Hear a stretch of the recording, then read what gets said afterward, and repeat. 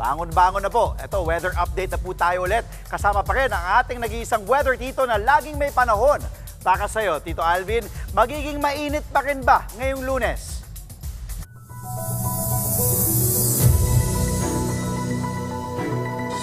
Good morning, Kuya Andre, at good morning mga kapatid. Silipin na po natin ang lagay ng ating panahon ngayong araw.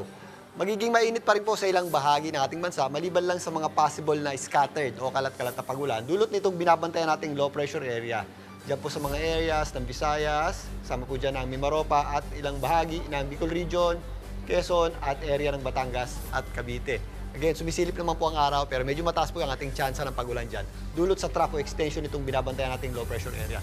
Ito po yung binabantayan nating low pressure area nitong nakaraang linggo pa. Nakatawid na po yan at huli pong namataan ng Pag-asa sa lying around 460 kilometers west ng Coron, Palawan. Hindi po natin ito nakikitang maging isang ganap na bagyo, pero yan po ay nagdadala nga ng mga possible na scattered o kalat-kalat na pagulan sa ilang bahagi ng ating bansa. Maliban po dyan, patuloy po tayong makakaranas ng mainit at malinsangang panahon sa malaking bahagi po ng ating bansa dulot ng tinatawag nating easterlies. Sa katunayan, kahapon nakapagtala po tayo ng maiinit o matataas na heat index sa ilang bahagi po ng ating bansa. Naglaro po yan sa hanggang 44 degrees Celsius, dyan po sa may area ng Dagupan City, Cagayan, Cavite, kasama na po dyan ang ilang area ng Batangas.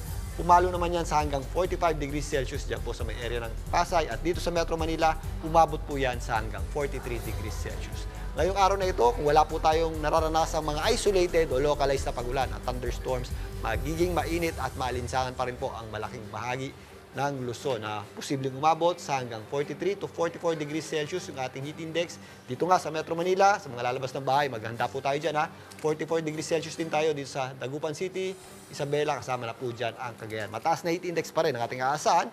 Dito po sa general area ng Calabarzon, dyan po sa Cavite, posibleng umabot nga yan sa hanggang 44 degrees Celsius, 45 degrees Celsius naman dyan sa Quezon. Pero again ha, ito pong areas ng Quezon, Bicol Region, Cavite, Batangas, meron pa rin tayong inflow ng hangin dyan. So may mga possibilities pa rin ng thunderstorms tuwing hapon at gabi.